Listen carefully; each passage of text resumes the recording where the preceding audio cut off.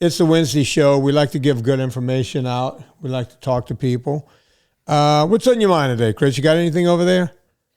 Yeah. So, Vinny, the last few times that you and I have chatted, it's been all about the exercise side of this equation. Mm-hmm. And I wanted to take just a couple minutes and talk about the other side of this. I know you've said it. It's kind of the joke in the fitness community, right? Abs aren't made in the gym. They're made in the kitchen. And it's the diet and nutrition and just the overall health side of this. And one of the things that popped across my news feed this week, in addition to, incoming administration and all of the changes that come along with it, was a website or a portion of the website from RFK, who apparently has been nominated to run HHS, I believe, the Health and Human Services Department, but asking the community for nominations, because above and beyond just, him being nominated, there's like tens of thousands of nominated positions, I guess, in the US government. Who knew, right? Must be a full-time job just to keep track of all of that. But a few names that you would recognize and that all of the listeners would recognize popped up. And I wanted to have a conversation about who you think would be a good fit where in a theoretical world where this would actually happen.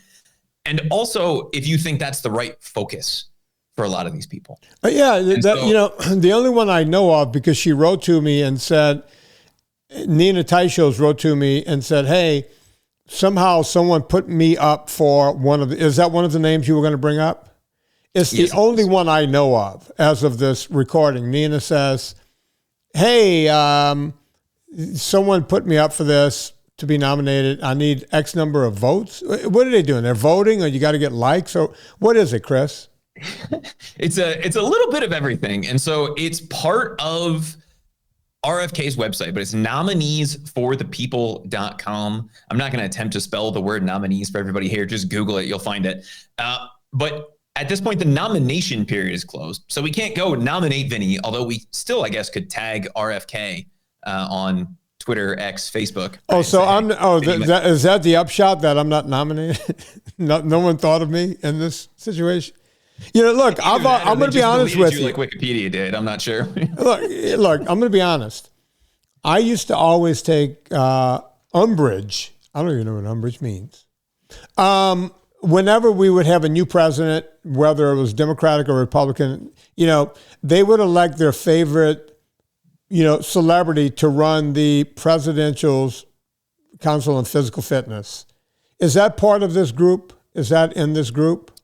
So you technically, yes, because what is the official name? It's the President's Council for Health, Fitness, and Nutrition, I think is the right. And by the way, his I don't know if you know this, his uncle was the one who started all that and said, we need to get this test. We're getting our asses kicked by Japan, China, everywhere else in physical fitness. And he was the one back in 1960 or 61 or 62 that originally brought the Presidential's test on physical fitness to the forefront and said, hey, we got to we need to get our kids, you got to get them in shape. And, that was a big deal, right? Right around the time I was born. So that was like 62 years ago. And here's another Kennedy going, hey, we need this. We need this back in the schools. We cut out physical fitness. Everybody's little darling had a fucking note as to why they couldn't do a sit-up. We need to get this back into schools. This is a big deal. And I remember, I want to say it was one of the Bushes. I don't know if it was Bush 1 or Bush 2 that, I was like, yeah, maybe I should try with this group. Well, they brought Arnold Schwarzenegger in. And I get it. He had political aspirations. He wanted to do other things. So, and he's a big actor, and he's a big name that could bring some levity, I guess, or some gravity. I don't know if that's the right word to this position and do something. But he didn't do a fucking thing. He showed up for a couple of schools going, hey kids, we could do, I can't do Arnold's voice, but we could do some bench press or whatever. I'm like, okay, you did one thing at one school. We need to enact laws. We need policy to get kids back in shape. Bottom line. And I thought Arnold would do that. He did jack shit. He had bigger aspirations. He did it. He became the governor of California, whatever else he wanted to do. Okay, I get it. As a matter of fact, speaking of Kennedys, he was sleeping with the Kennedy until he decided to go sleep with the help. I wish I could make that up, but that's what he did. But I always wanted to, it's like, look, I'm a nobody. I don't care about fame. I care about kids. I care about people, and I would love to be in that position. But now you're telling me the position's closed and I can't get in again. I got to wait another. Well, so the nomination period on this particular website is closed. But here's what I will say: digging through this, it looked like only one person had a nomination for anything related to. And here's the mouthful of a name that and again, we're not getting political here, but in typical government fashion, nothing ever gets shorter or easier, right? So it used to be the President's Council on Physical Fitness. Then it became the President's Council on Physical Fitness and Sports. And now, Vinnie, it's the President's Council on Fitness, on Sports, Fitness, and Nutrition, right? So it's just the whole shebang now.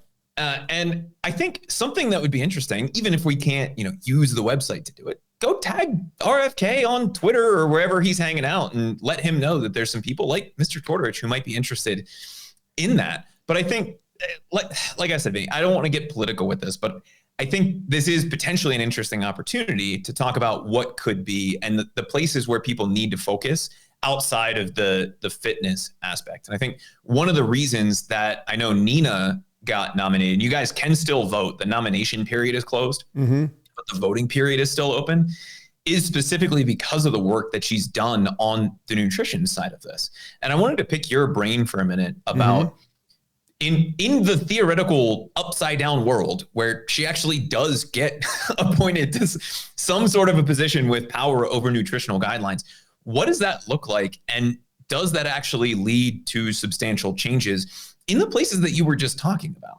Right? Does that lead to a change in a supplement facts panel? Does that lead to a change in the school lunch program? And is that enough? Having somebody that actually knows what they're talking about and pushing for those changes, is changing it at that level enough to get people back on track? Does that make sense? Yeah, my opinion is yes. I'm going to do what you do to me in meetings when we have actual meetings. Yes and no. Yeah. Which I love when I ask you a question, you go, yes and no. And it's like, well, what, are we back at zero, Chris? Yes, it does make a difference. No, we won't see it right away, right? It's a long road.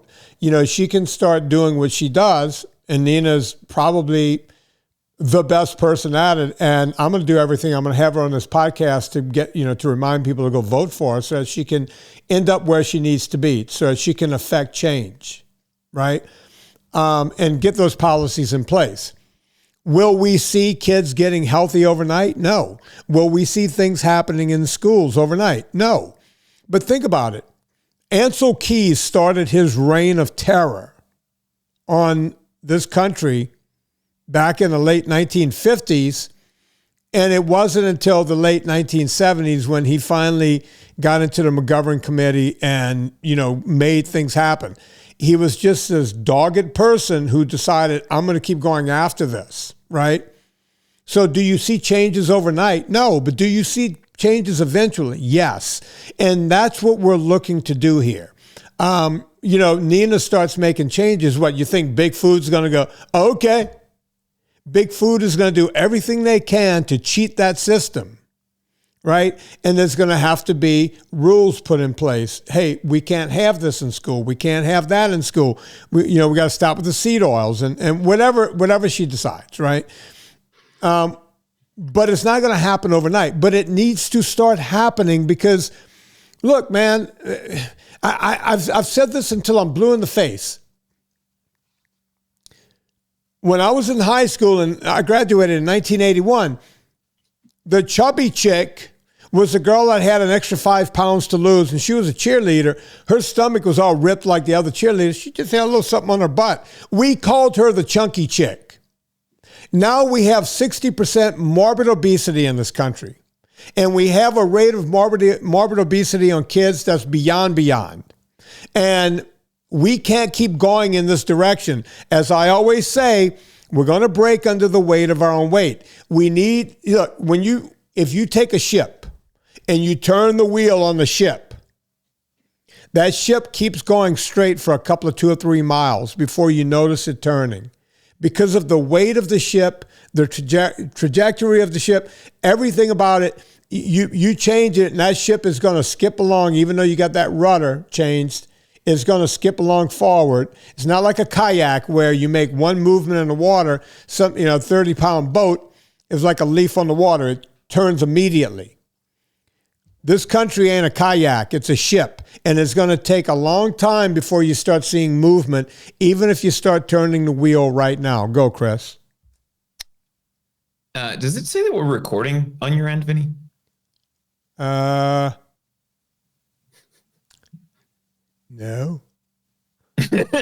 We're recording. Before speaking of turning ships around, we're recording audio. We'll have audio. That's fine. All right. Should we just pick up right here with the video? Yeah, we can. All right, here we go. Okay. Now, folks, if you're listening to this on YouTube, Chris and I have been recording for 14 minutes, and some idiot forgot to hit record on the video version of this. So you're going to get a little less on your YouTube. If you want to hear the whole episode, that 14 minutes was just magnanimous. You need to go to VinnieTortorich.com or go straight to wherever you listen to podcasts and listen to the first 14 minutes. But we're picking up right here for the rest of you guys. Sorry about that. I'm an idiot, and I'm just working away here. And sometimes you forget to press a damn button. It's just the way it goes. Ironically, we were talking about how hard it is to turn things around, Vinny, once you've gotten started in a certain direction. And we said, we could go record those 14 minutes, but they're not going to be as good as they were the first time around. So we're not going to try to turn that ship around. We're just going to start where we are. And I think you saw the damage happen in the same way, right? We started to see the things coming out about sugar being the culprit in the 50s and the 60s and the 70s, and then low fat, right? Or fat being the culprit, not sugar, right? All of these things happening. And then we start to see that shift or that drift happen gradually. And when it really picked up steam, right? Just to stick with the boat analogy, why not? Was in the late 70s and early 80s. And what happened in the late 70s, early 80s, Vinny? Survivor's Gonna Survive, right? Those big tobacco companies started merging with the big food companies and saying, oh, well, we can't sell cigarettes anymore. Cool. Now let's figure out how to sell food. And just because you start to make some changes doesn't mean you're not going to run into resistance there. So even in the ideal world, where somebody like Anina is elevated to a position where you can make a difference, you aren't necessarily going to see the downstream effects of that. I think one interesting comparison here is, do you remember when Michelle Obama went after the school lunch program and started with great intentions and ended up calling pizza a vegetable? Okay. So let me talk about that. We were already doing this podcast when President Obama got into office his first time around. And Michelle Obama came out and said that we are going to, we're going to grow a garden in the back of the White House, and we're going to teach people how to eat cleaner food. We're not going to eat junk. I said on this very podcast, folks, you could go back and find it. Debbie can put a link to it or whatever. I said, there is no way. I said, Michelle Obama just spoke out of turn, because big food is in cahoots with not only her husband, but every senator and representative, both on the left and the right. And the last thing they want is for their lobby to be fucked with. And I can't believe that someone didn't vet. See, Michelle Obama came out with that. No one vetted it, right? And I said on the podcast, they will not let this fly. And Anna goes, oh, come on. I said, Anna, this will not fly. They will knock this lady back like you have never. 1 week later, Michelle Obama comes out with a whole new plan. You know what the plan was? Let's move. Pizza is a vegetable. Yeah. No, let's move. Nothing about food anymore, nothing about a garden in the back of the White House, nothing about not eating processed foods.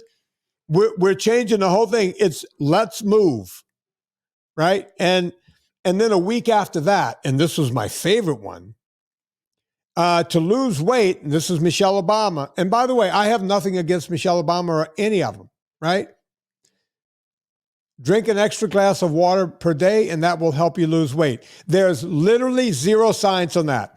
This is the first lady. This is a woman who's sleeping in the White House. In the White House, she's right there. And the first thing out of her mouth is, extra glass of water, you're going to lose weight. Science? Is that science? So you used the word umbrage a couple minutes ago. I'm gonna throw that word back at you and say I take a little bit of umbrage with that statement. The only reason for that is we know that a lot of people, especially people with dysregulated or poorly regulated metabolisms, right? The standard American diet often mistake thirst for hunger. Right. And so if you drink that water, there is the potential, right? I'm not saying this is solving the obesity crisis in the US. I've seen people grab at straws to try to get out of quicksand, but wow, that's a pretty weak straw right there. Look, I can steel man pretty much any position, right? But at least there is some thought there where it's like, okay, and you and I have even had that conversation in the VIP group. Like, hey, maybe you're not hungry at 3 o'clock in the morning. Maybe you just need a sip of water. So I understand where that comes from, but it's also focused on the wrong thing, right? And I think where this got derailed the last time was, and I think she even worked, if I remember correctly, she worked with the USDA. Somebody fact checked me on this. The USDA came out with the new recommendations, and then Congress came and overrode those recommendations to say that, no, it's okay. Pizza is totally still a vegetable, right? Because it has 2 teaspoons or 2 tablespoons or whatever it is of tomato paste. And that makes it a vegetable. Which, shouldn't that make it a fruit, not a vegetable? No, but flour is vegetation. It comes from a grain, which is vegetation. So you can somehow call pizza a vegetable. That's what they did. You see, we all look at it and go, it's crazy, but it's plausible deniability, right? Well, is it a meat? Well, if you put meat on it, if it's a meat lover's pizza, you can put sausage, you put your pepperoni, what have you. But the majority of it is made up of tomato sauce and flour, which was planted in the ground before anything else happened. So that's what happens, you see. So getting back to Nina, I want Nina to be part of RFK's thing. I want that to happen because I know her personally and I know her conviction. I've sat down with this woman and had private conversations. I know where her brain is. I know where her heart is. And just like me, she does not have a horse in the race, right? Not one horse in the race. She just wants to see everything corrected, right? And will we see it in my lifetime or Nina's lifetime? Probably towards the end, because that's how long it takes to get that ship turned around, right? But if Nina can do something, if we could get her in there and she can start affecting changes right away, then we could do something, right? We could get somewhere. She needs to get in there and start. And look, I'm sure he's going to have a lot of people with a lot of ideas, and I'm sure some of them might be vegans. We don't know. I don't know who's going to pick who, right? We just know that Nina's in there. And that's good enough for me. And I think that's a good place to start, right? And I think one of the parts of this conversation that I wanted to have with you, and you and I have talked about this, I think it was on the podcast actually in the past, about creating change one person at a time, right? And that's great. So we're at the bottom. That's how we do that at the ground level. You potentially have somebody like Nina who can make some change at the top. But is there anything that we can do in the middle ground there in terms of reaching out to local schools, or as far as you know, is all of that controlled at like the federal and state level? Right now, because, at some point we brought in like this teacher, I want to say it was President, who was the guy with the peanuts? He's still alive. Jimmy Carter. Jimmy Carter brought in, I want to say it was Jimmy Carter that says, hey, we need to get like this teachers association. So they Everything is done through that now. We didn't have that before. You mean you talking about the Department of Ed? Yeah. I think I want to say it was him. I Yeah, don't think it was after him. It was late 70s, early 80s. That would be Jimmy Carter, right? So they would never allow a Vinnie to walk into any school. Like, look, when I was in New Orleans, Newman School was a private school. A lot of rich people with oil money sent their kids to Newman School, right? We could get the best strength training coach we could find.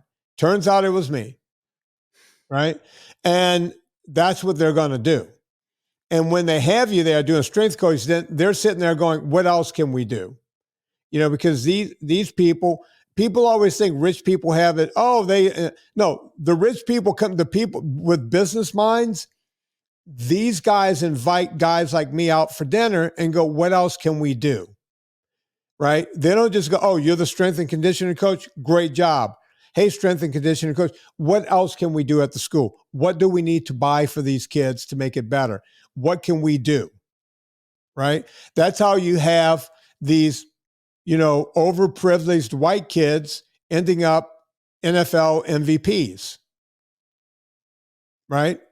And they come out of that school. And now you see a third Manning coming out of it, Arch Manning. Right? You can't stop them. They didn't go to some football power. They went to a little AA school stuck right in the middle of New Orleans, right? Right on the pole, State Street, wherever the hell it is. And that's what happens. People that want to get things done. Now, if I go into a public school here and try to do something like that, oh my God, I'd be in jail. They would have me thrown in jail right now. And look, I don't need one of these fancy titles. RFK. I live 2 hours from Washington. Hell, I drive to D.C. like I go to the bathroom. You know that, Chris. I went 5 days in a row. Just to get my hand fixed, I got to go another 5 days in a row. I will drive to Washington every day if I had to. Mr. Vinnie goes to Washington. I will drive there every day. You don't have to give me a fancy position. Sit down with me, folks, and let me tell you how we can do this. Let's get back to what your uncle was doing, right? Let's get kids involved. There's a Thomas Jefferson quote. I need you to look it up. And it says, and it was probably part of a bigger quote. And I'm going to paraphrase it. I want you to look it up. He said, the morning time is for work. The afternoon is for recreation and exercise. He says, reading is important, but I would venture to say that exercise is more important than reading and learning, because exercise is for your health and you need health for longevity. I just botched that up, but Thomas Jefferson knew this shit. Tell me if you could find that quote, and let's see how close I was to it. Leaving all afternoon for exercise and recreation, which are as necessary as reading. I will rather say more necessary, because health is worth more than learning. Okay, Chris, you see, that's why I'm a genius. Ask me when was the last time I read that quote. 5th grade. Probably 30, 40 years ago, right? I just almost gave you that quote verbatim. It was mixed around a bit, but I threw recreation in there. I mentioned reading and smart and being all right, morning is for work, afternoon is for, okay. Thomas Jefferson knew this, right? Thomas Jefferson also needed to exercise because he's the one that introduced macaroni and cheese to the U.S. So, whatever. I think he grew a lot of tobacco. I live right next to Monticello. I'm pointing over there because Monticello is right outside my window, right? So he understood. People over 300 years ago understood, 250 years ago, understood what exercise was. I've had people on this podcast, I've had doctors tell me the worst thing we did was take recess and PE out of the schools. If you want your brain to grow, you must exercise. I've had top experts on this show. And what do we do with kids? The one thing we do is we take exercise out. And when we don't take exercise out, we think that kicking a soccer ball for 20 minutes in the afternoon is enough. I say bullshit. I'm laughing because you're talking about taking PE out of school. One of my good friend's sons is a PE teacher, right? Speaking of which, when did we stop calling it gym and start calling it physical education? When did that happen? He's a gym teacher. And we got into a conversation a couple weeks ago, and he was telling me he gets more exercise in his free period with the other teachers than any of the students get, because they take what they set up for the students and they actually will play, just to make Kurt Lapeer happy, pickleball, or they'll play, dodgeball or something between the teachers. But you can't do that with the kids because it's too much exercise, or too many kids have notes, or, Jimmy has an inhaler, so he's not allowed to run around at all anymore. And it's a systemic issue. So the question is there anything we can do other than that one-to-one approach? I mean, yes, I could sit here and say, take your kids out of public school and put them in a magnet school. Cool. But also, that's not really a solution. Not that you can't do that for every kid. Look, the bottom line is you have to mandate this, and you have to give them a grade, and that grade has to affect their outcome, right? All these parents want to get their kids in college. You give that PE teacher power and say, hey, you could get an A, a B, a C, a D, or a fucking F. You could get one of those grades. And by the way, it's not an ipso facto grade. This grade counts on your transcript as much as history, as much as mathematics, as much as English, as much as anything else. You make that grade count, and you watch what happens. You're going to have parents hiring private trainers to get their kids in shape to make sure they get an A and PE. If that's what it takes, that's what you have to do. You can't make it Timmy could get out of it because he's got an inhaler.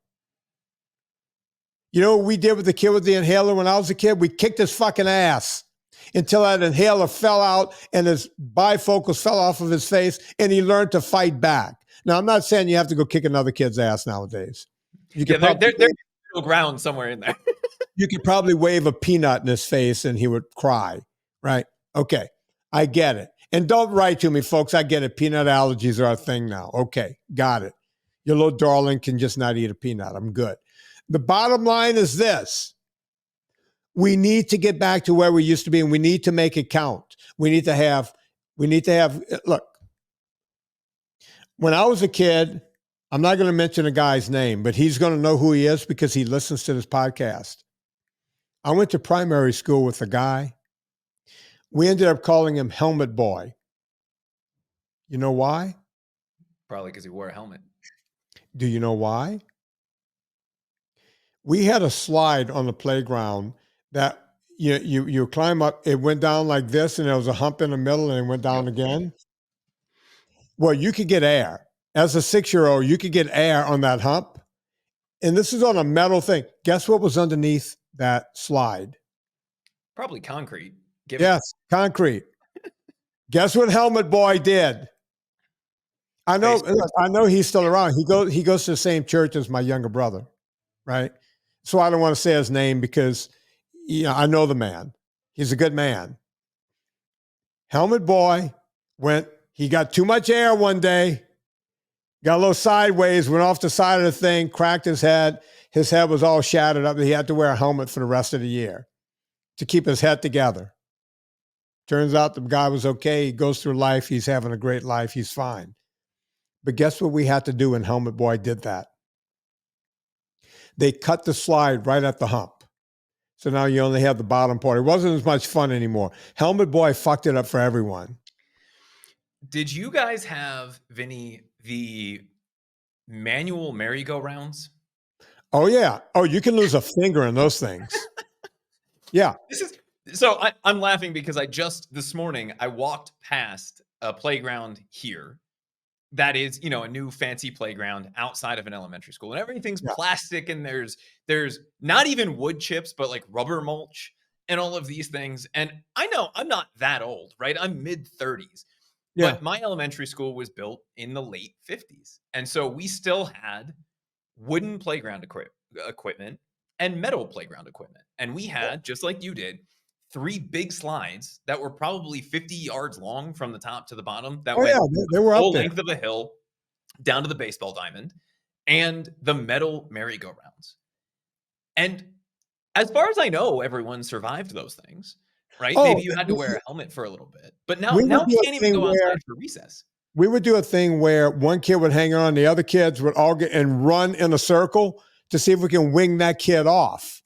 You just Right? leave somebody right in the middle, and you have 2 or 3 kids That's on right. each handle running around the outside. Yeah. Yeah, and you could get some speed up, and of course you have a little something called centrifugal force. Next thing you know, that kid is flying. And look, we had the monkey bars with the concrete underneath. Mm-hmm. Yeah, we had it all. I get it. Some of it's better that we don't have some of this stuff. I get it.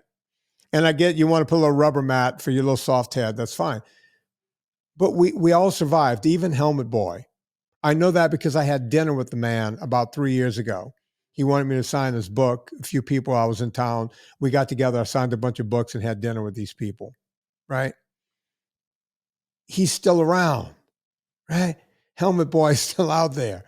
So, and we're talking late 1960s when I was in primary school when Helmet Boy went flying, right? It was probably 1968, something like that.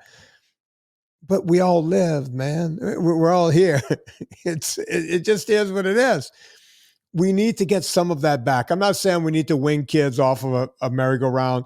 And God, the things we did on a teeter-totter is probably illegal in all 50 states now. Maybe not Alaska, but the other 49 states has got to be illegal, right?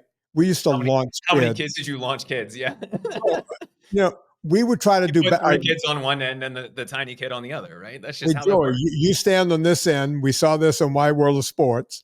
And we're going to try to get you to flip backwards. What do you think would happen? He'd land on his fucking head, right? But that was that. Right? I'm not saying we have to go back to that, but we have to go back to physical education. We got to let kids skin their knees up again. I'll never forget one time my niece, she must have been around 7 or 8 years old. And I was outside helping my brother do something under his driveway. And my niece came outside and she looked like a robot. She had wrist pads on. She had elbow pads on. She had knee pads on. And I looked at her and said, Charlie, what sport are you getting ready to play? And she had a helmet on. And she goes, I'm getting ready to go ride my bike. And I said, well, how in the hell are you supposed to skin up a knee or an elbow with all that crap on? And she goes, well, why should I do it? I said, because that's how you build character. How are you supposed to even go through the motion with all of that stuff on? That's the thing that I don't understand, because it's a very different. I looked at Frankie. I said, what's going on here? He goes, my wife won't let her ride the bicycle without all that shit on. The helmet I get. Don't get me wrong. I've flown off the front of enough scooters and bicycles to tell you that a helmet is probably a good idea. Yeah. Right? Yeah. But at the same time, you have to be able to live life. You have to be able to learn from these things. And it's kind of like burning your hand on a hot stove, right? Once you've done it once, you'll never do it again. And falling off, as someone who has fallen off probably more bikes than I've stayed on, ask my parents about me learning to ride a bike. I always managed to find that concrete island right in the middle of the parking lot at the elementary school where they took me to learn to ride the bike. Other side of the parking lot, right there every single time. But you have to learn that process. And so you said the word physical education. And if we're thinking about the future of health in America, right? Because that's kind of the vibe that we're going with right now. Is something like a gym class enough, even if you make those changes? Or is this something we can impact at a one-to-one level to say, okay, they're not focused necessarily on teaching lifelong habits. Yes, maybe if you go to a really good school, they're going to show you how to lift weights, and you do that for 6 weeks out of the entire year, unless you're otherwise involved in a sport. So how at the parent level, is there a way for parents to help their kids figure out how to have that healthy exercise? Well, okay, some parents are spending, and literally, and I'm not making this part up, they're taking out second mortgages on their homes to get their kids in, travel baseball, travel soccer. One woman had her and husband had their kid in travel volleyball.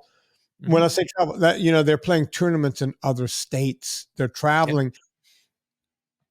I think it's a step too far because the average person cannot afford this. Even the people doing it can't afford it, right? They're taking out mortgages on their home because they're hoping that their kid can get a scholarship to a D1 college. It's a bad way to try to get a scholarship, right? Because not everyone's going to get one. But so you got to make a decision there, whether your kid's going to be good enough to make it or not. And you have to be realistic about it. But how do we get more kids involved? When I was a kid, even in a town like Donaldsonville, we had a great summer baseball program, right? And I went to the private Catholic school. All the other kids went to the public school in town. And we were all friends. We all played summer baseball together. That, it's a community of 6,000 people. That's why everyone knew each other. And when I go home and see people now, I don't see my friends from the private school. They all moved to Baton Rouge and New Orleans and became doctors and lawyers, right?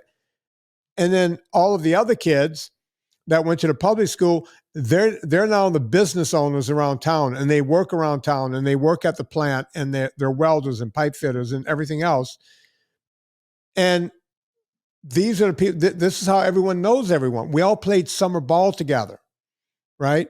And before we got into our football programs at school, we had Pop Warner, and you met the kids through Pop Warner. That's how you got to meet the other kids. So socially, it's great. You're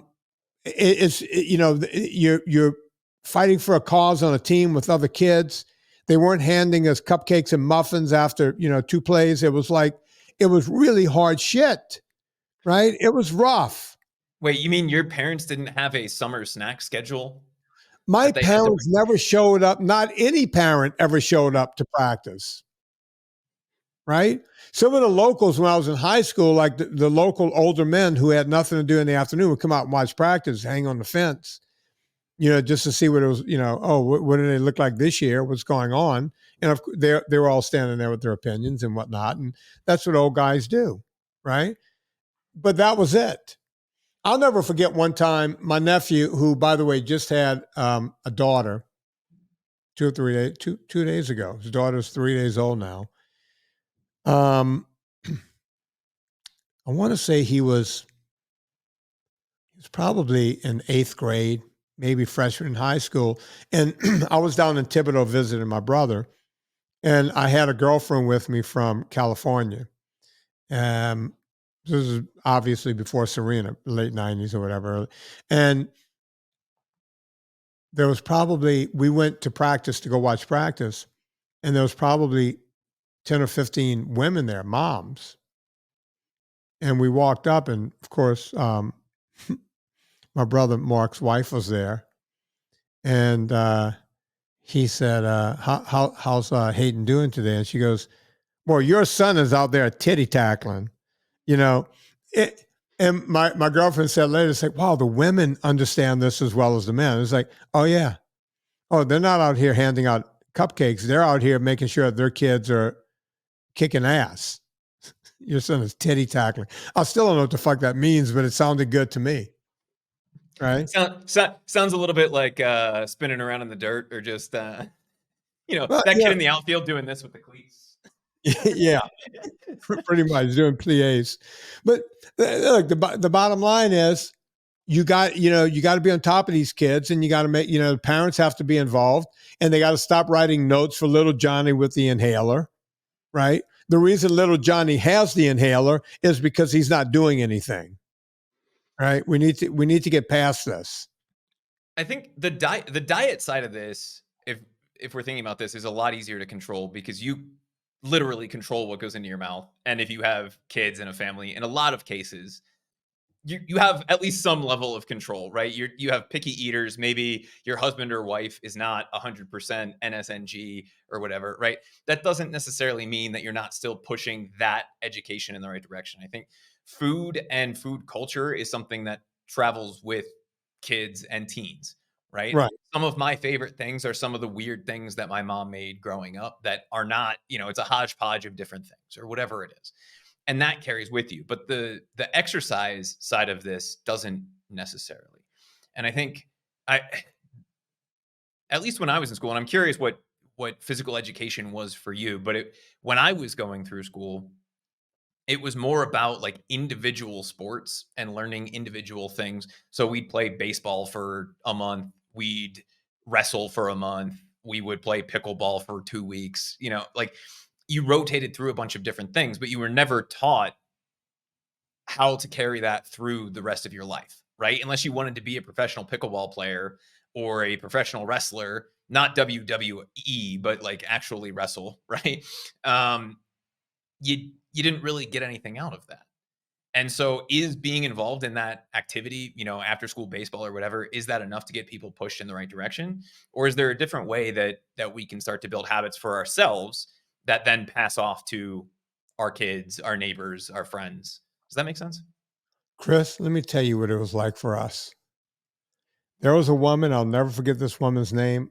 As a matter of fact, she, when I had to edit my book down, her story got left out of my book. Her name was Judy Grounds. Miss Judy Grounds. She was a lay teacher because we had nuns, right? But we had some lay teachers to fill in.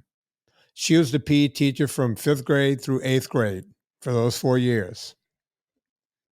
Judy Grounds was this lean and mean. She was tall and willowy, and she had a scowl on her face. As a matter of fact, my buddy Ryan married Judy's daughter, years later. Judy Grounds was a Cajun from Vacherie, Louisiana, had the accent, the whole thing. And this woman took it seriously. You want to talk about a program. She would have, every 3 or 4 weeks, you would start something different. She would have, we had square dancing. We had to do square dancing for like 3 or 4 weeks, and we had to do it like to perfection. It wasn't like mess around square dance.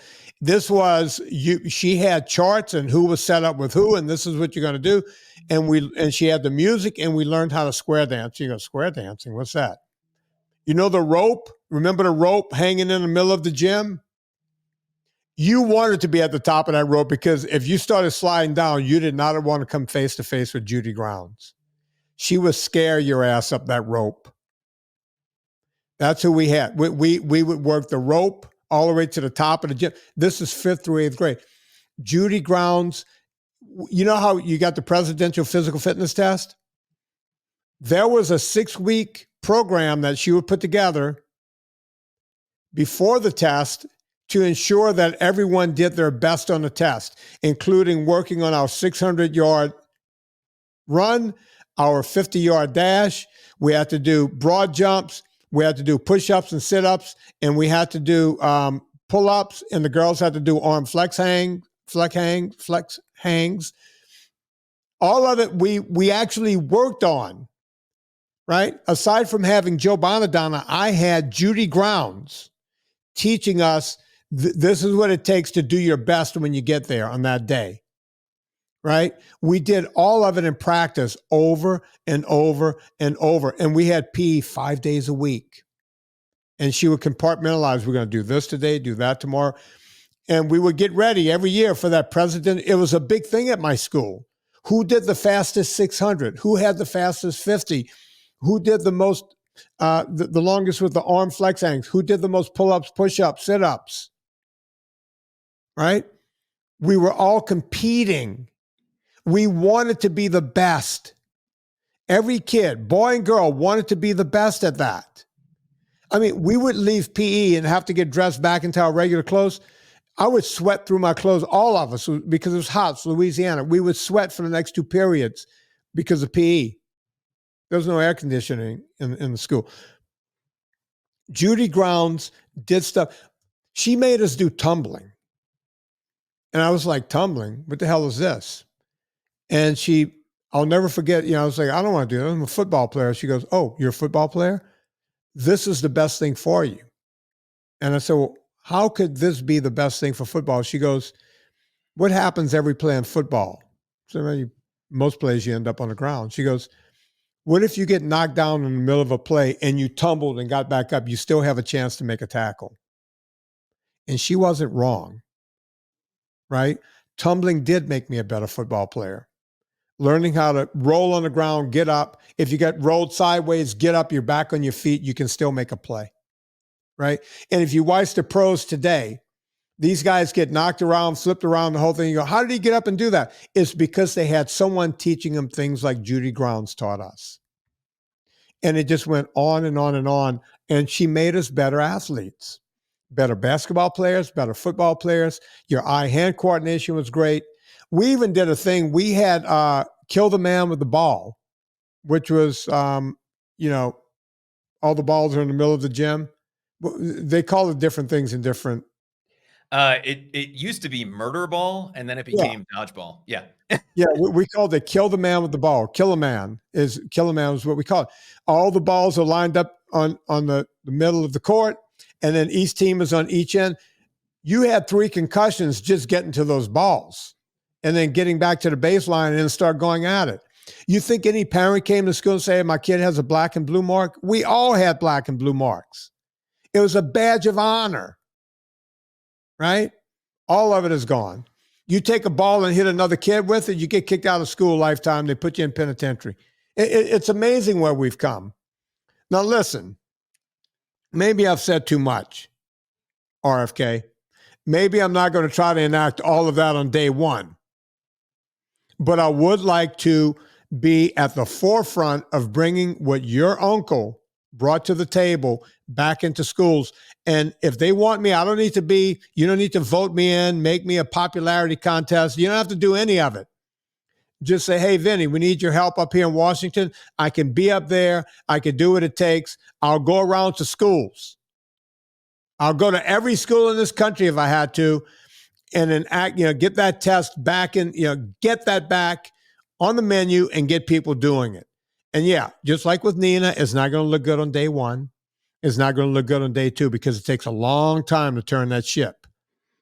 But I'd love to see it happen before I die, and I would love to be the guy doing it. Chris, you seem to be sitting there shocked. It's a big ship to turn, Vinnie. And I pulled up the stat because I wanted to be sure that I heard it correctly. 76% of military-aged people in the U.S. are not fit enough to serve. And 15 to 20% of people who are actively enlisted are considered obese by the U.S. military. Right? Not to say that we need to go invade all the countries of the world and not to get political, but that's a pretty good gauge of where we are as a country, right? We're literally too fat to do some push-ups and some wall climbs, right? Like too fat to get into basic training, which is concerning from a national security perspective, but it's more concerning from a human perspective, right? Because if you're too fat to get whipped into shape, there's a bigger problem going on. And it's a lot harder to turn around, I think, with adults because you have a lot more habits. Yes, you also have a little bit more autonomy, but you have 10 years or 20 years of baggage. And I think what you've done over the last, how long has this podcast been around? Decade plus of this podcast is help a lot of individual adults do that. And you can make that choice as an adult to say, I'm going to forget about the baggage. I'm going to forget about the sugar addiction. I'm going to forget about this. Why? Because I'm too large to save my daughter from getting hit by a car. Because I just want to feel better, whatever that reason is.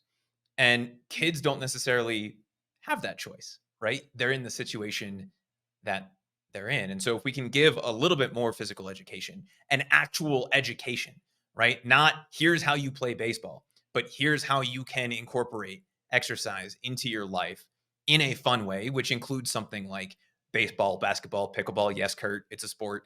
All of those kinds of things. There's a defense. That's a whole other podcast where we can talk about what is and is not a sport versus an athletic activity.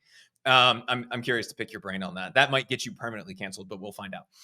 But I think the long story short of this is it has to start at the bottom, and something like bringing that back and making that a real part of schools again can make a big change.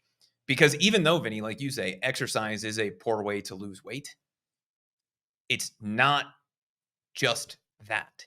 And if we're changing the nutrition side of this, and we have somebody like a Nina who is starting to make some advances there, and I know regardless of how you feel about RFK or the political side of this, some of the things he's talking about make sense. Like, I don't know, banning the food dyes that are banned everywhere else in the world except for the US, right? Yeah. Not assuming that things are safe just because they haven't killed somebody yet, and making you prove that they're safe before you put them in food, right?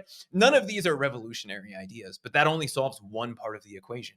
The exercise is the other part. And that's where I think you can see more change more rapidly. And that, Vinny, I know that's where you can really help if you're given the opportunity. Yeah, look, I don't need a big title. Just call on me.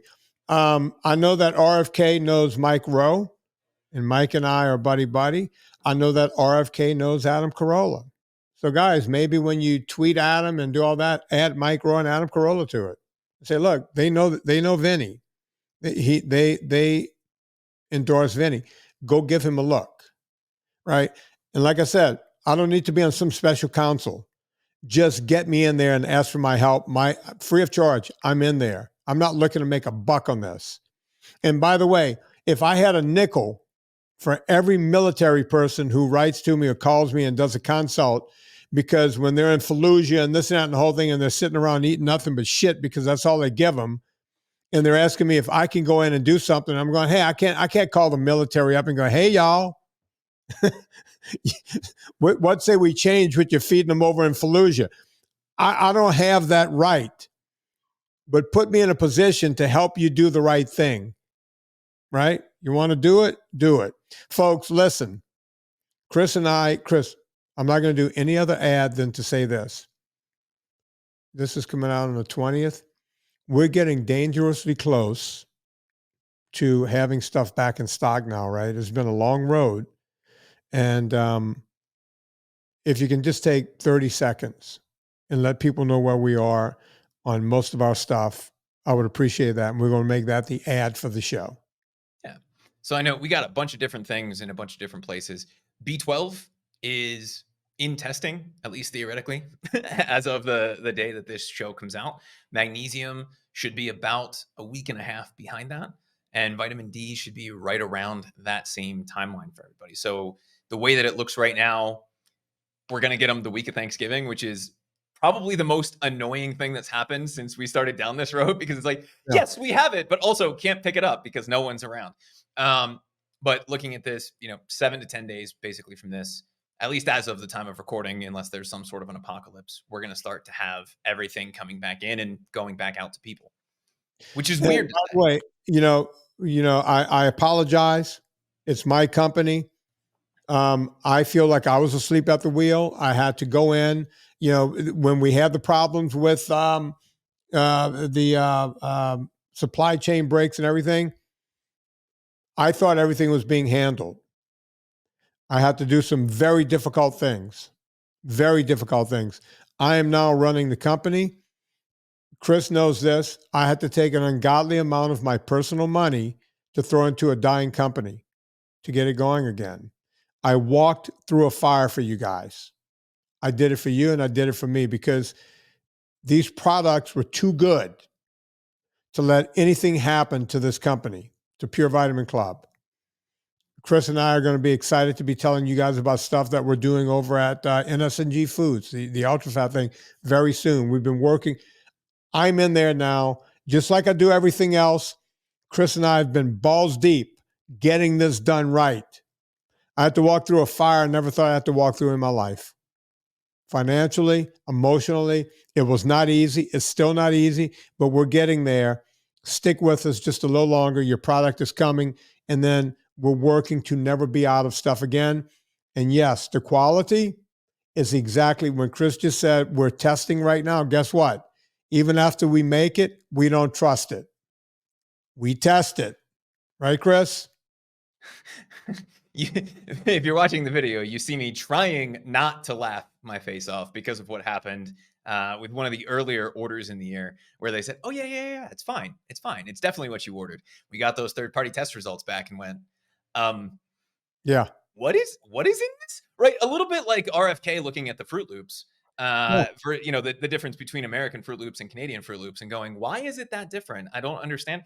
Looking at what we ordered versus what we tested was not cool. And so that's the other side of this. And that's kind of the one big black box still is like, okay, even if they finish it, does it meet our standards? And if it doesn't, then it will be a little bit longer. I don't think, and we have no reason to believe that it won't. Well, the prelim test showed that we were fine. So that's everything, fine. Everything is green lights at this point. Yeah. So go, stick with us over at all of our companies. We're getting there. It's how I keep all of this stuff going.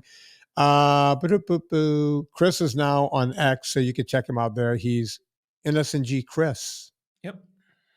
At NSNG Chris. Go check him out. I think I have a little bit more hair in that picture, but yeah. False advertising, Chris. You might want to fix that. It's coming back. Rate and review this podcast. Rate it and review it.